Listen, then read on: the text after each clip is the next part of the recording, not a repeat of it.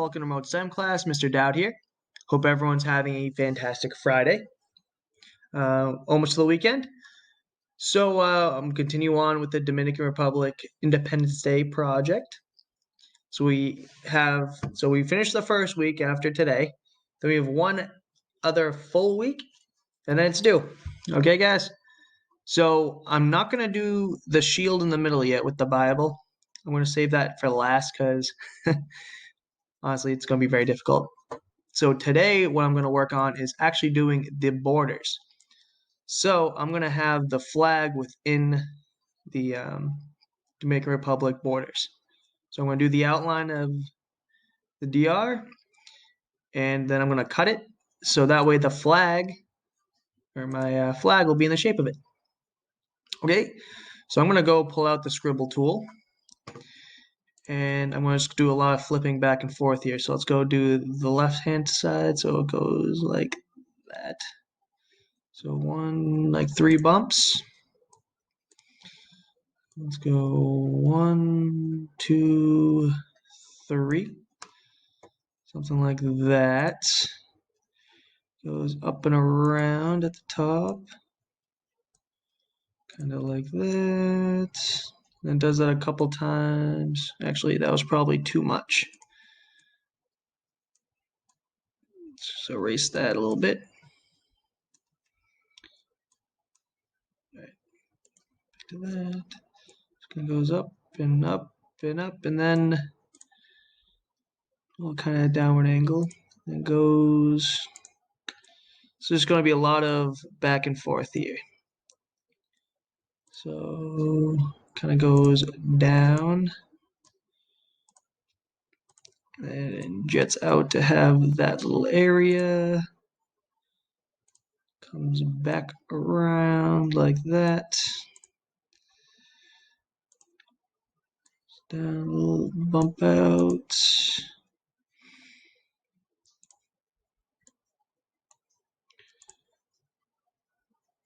And then kind of stays kind of flat-ish. One last little bump. Now I'm just going to go bring it all the way down. Have it come back up. All right. So now that isn't perfect, obviously. But it's kind of the shape. Maybe a little bit more long. Maybe more like that. All right? Yeah, that looks good.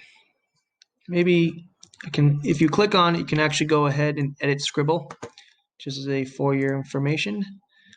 I'm actually going to erase this part there. So this area I'm going to redo.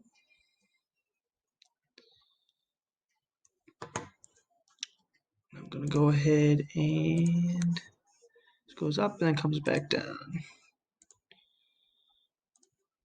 So it goes kind of like that. And it goes a lot deeper. Like that.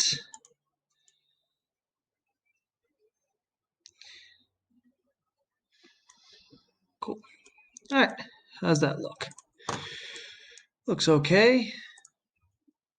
Maybe a little less on that this part right here. Maybe a little bit shallower. And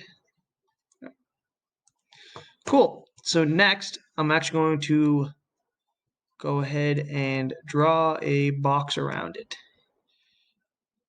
You'll understand why in a second why I'm doing this box. But right now I'm going to go ahead and color this all in.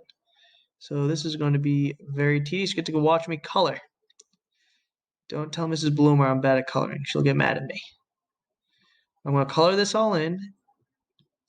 Actually, I'm about to run out of time here, so I'll continue coloring until the time runs out. But on Monday, I'll continue coloring this in, and you will understand why as soon as I finish. Okay? So I'll just color.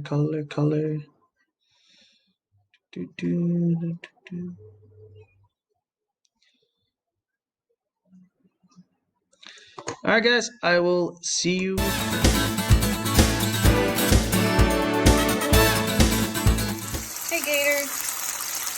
tonight for dinner I'm making some chicken, you can hear it, some rice, like this, and wait for it to start up. And I'm going to put a sriracha sauce on the chicken. But these are also green beans. Now, I know some of you might not like green beans, but you just put a little olive oil in, and then you put some salt and pepper, and we're going to roast them in the oven. The oven's going to be on 400, and you put them on the top rack for about 15 minutes. Okay? And they taste yummy. So maybe you don't like green beans because you've never had them cooked right. Put them right on the top. Okay? So, as far as the chicken goes, I'll just put salt and pepper in them right now. It's just 2 chicken breasts, a little olive oil, and I'm going to cook about 3 to 5 minutes on either side, just until they're brown. And then I'm going to show you the sauce.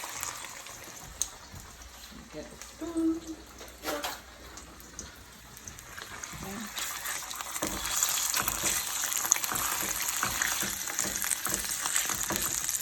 So this is just plain chicken. So right now it's really nothing once it's cooked. It's not going to taste good until I add all the seasonings. You want to make sure chicken's cooked all the way through. It cannot have this pink, otherwise it will be unhealthy and you will get sick. Okay, you get like salmonella poisoning or something like that. So chicken has to be cooked all the way through. There's no like debating that. It's not like beef where you can have it a little red. So this takes about, I don't know, 5 minutes on each side. You can flip it over. It's 2 portions, right? If you're unsure about your portion sizes, a good way to tell your portion sizes is using the palm of your hand.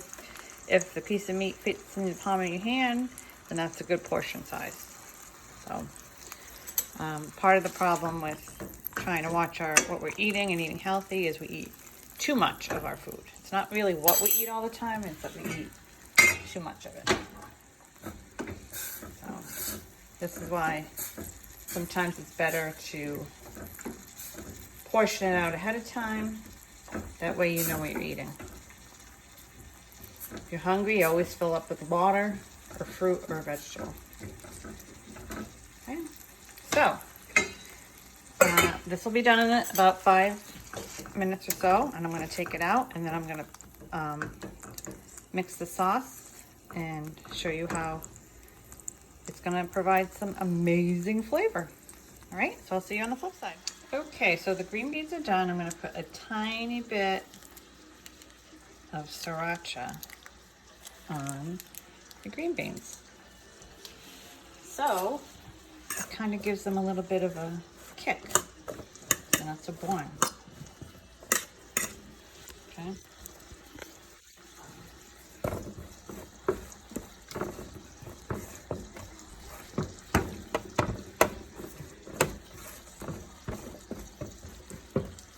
Just sriracha, a little bit of hot sauce. No big deal. Once it's mixed in with the rest of your dinner, it just gives it some flavor. Okay, then I'm going to take the chicken off because it's done.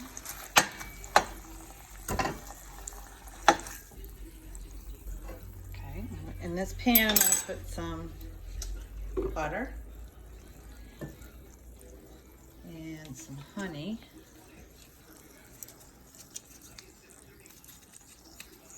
A little bit of honey.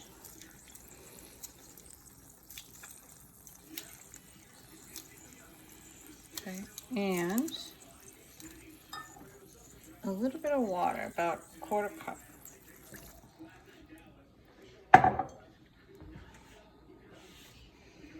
Just gonna mix it up. Let it cook on all the juices of the chicken.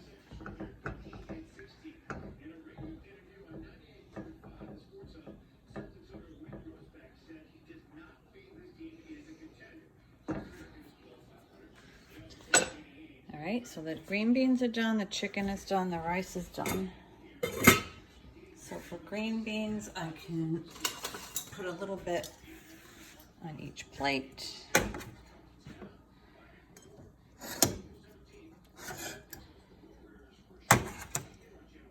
If you don't like sriracha, then you don't need to put it on. Okay, so each plate has a little bit of green beans.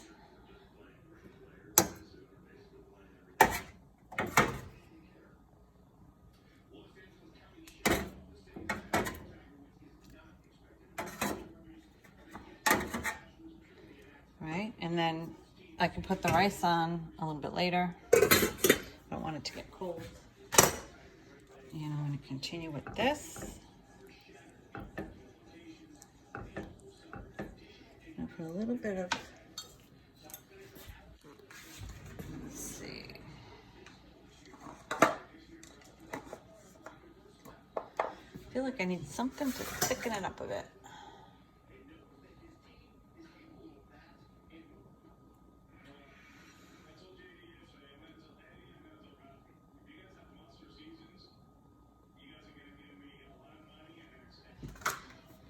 All right, so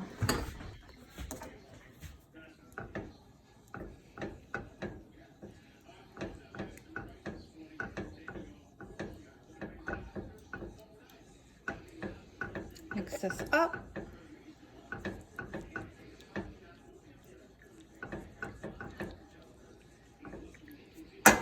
And let's see, let's get a big fork for our rice, big spoon.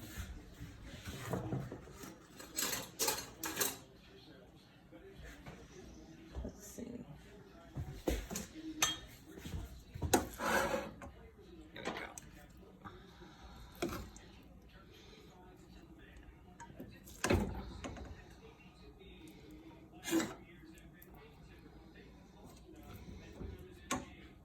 Okay, I'm going to take a little bit of, whoops, the sauce. It has honey in it. Just put it over here with the chicken to give it some flavor. And then if you want, you can put a little bit more.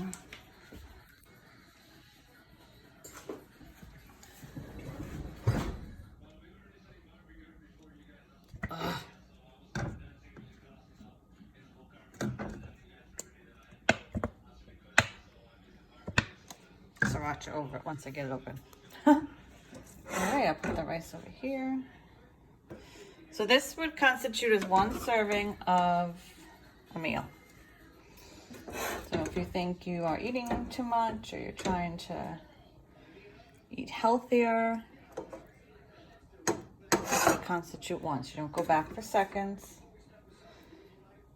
You just have your one serving, which is, I think, a lot. Right? That's a pretty good size. Okay, let's see if we can get, we have that sauce over the chicken. And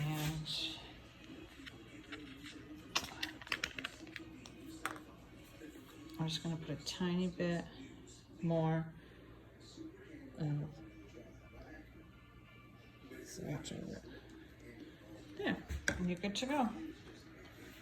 All right, so that's just something to give it a little bit extra flavor. Just kind of, chicken's good for you, but sometimes you need to mix up the way you make it, because things can get a little boring if you're making it the same way all the time. All right, guys, I'll see you next time. Enjoy.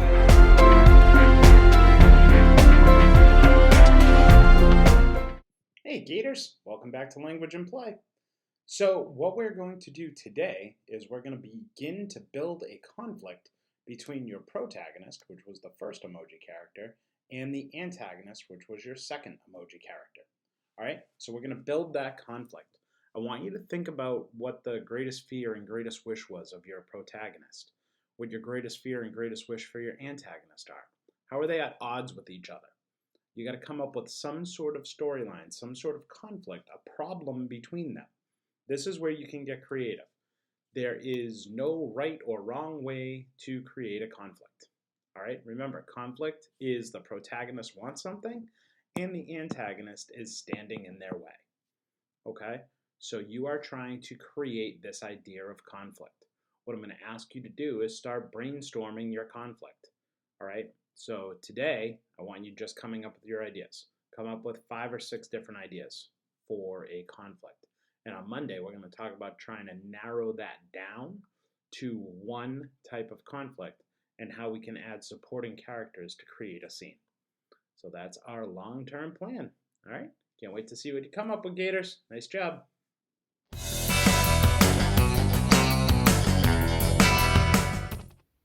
Hey guys, so February is Black History Month, and I wanted to continue with an artist that I really love. His name is Basquiat, and you can see an example of one of his paintings right here. So we're going to take a peek at some other art from him. So here's one that I think is interesting. And his art's so fun, because look at this big, fun, large head with like lots of little drawings and words in the background. You might remember that Faith Ringgold always included words and kind of storytelling with her paintings and drawings and her quilts. So Basquiat would also include some words and symbolism in his work. So Jean-Michel Basquiat, his family is from Haiti and Puerto Rico, but he lived in New York City. So while he was in New York City, he started out as a graffiti artist, and he would paint all over the place in New York, outside on the streets and on the walls of buildings and things. And that's not always a good idea, but he started out that way, and eventually he met a famous artist named Andy Warhol, and Andy Warhol helped him to get his artwork into some galleries, some art galleries, and he really became famous fairly quickly in New York. So he was kind of working with Andy Warhol a little bit, who was a pop artist, but Jean-Michel Basquiat had his own kind of style where he would kind of just he would be painting things that just spontaneously came to mind. So whatever came to his mind, he would put into his painting. And he might put a few things together that didn't really match up or you might not consider to put them together. You wouldn't really make them in the same image, but he did. So he has a lot of kind of like scribbly, patchy looking painted areas.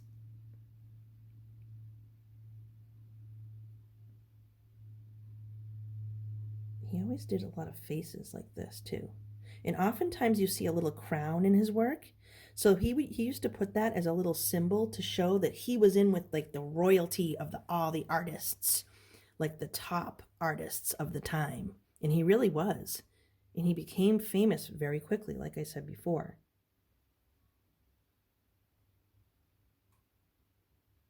And there it is, a little drawing with that crown. So he's got an interesting style. Here he is right here. This is Jean-Michel Basquiat, and he's working on one of his paintings. So there he is again. So free association is just one way that he would start making his work. So I want you guys just to think in that way that Jean-Michel Basquiat would work. Just kind of think about whatever comes to mind. Whatever comes to your mind, you can have fun with this. Grab some colored pencils, grab some crayons, and whatever comes to your mind, you can just start drawing that. Maybe you want to do a funny face. What if you just do kind of like, ooh, look at this weird head. I'm kind of looking at Jean-Michel's little figure here and kind of copying it a little bit, but I want to make it be my own as well. So just have fun with color for this. This is just a fun, silly project. Jean-Michel Basquiat was pretty cool. He made some really cool drawings and pictures and images. So just have fun. You guys can just do whatever you want to. Make lots of color. Use a lot of scribbly lines. Maybe include some symbolism in the background. Maybe write some words. And again, you can just kind of put like random things together in there. Maybe like you just put, I don't know, I'm going to put a cat in there. Maybe I have like a little cat. And it's not really connected to this guy at all. I'm just kind of free associating whatever comes to my mind. A little cat in there. Maybe he's walking around. What else could we do? You can put lines, shapes. Lots of color. Have fun with it, guys. Enjoy making some art in the style of Jean-Michel Basquiat. Have fun. Just add color any way you want to. If you want to make a scary face in there, go for it. I'm going to continue to work on mine, but I want you to take a peek again at some more of Jean-Michel Basquiat's work. I like that one. You can include little words here and there if you want to. So when he was doing graffiti throughout New York, he was kind of working with some other artists as well, and they were doing graffiti art around, and they called themselves Samo. That was the little group of artists that he worked with before he met Andy Warhol. All right, guys, have fun with this. Make some kind of a crazy picture. Whatever comes to your mind, go for it. Just like Basquiat. Have fun.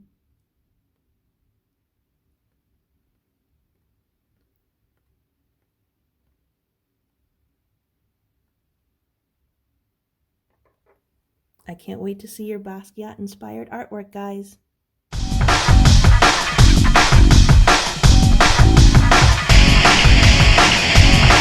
Hey guys, welcome back to another episode of Virtual PE. I'm Miss Reading.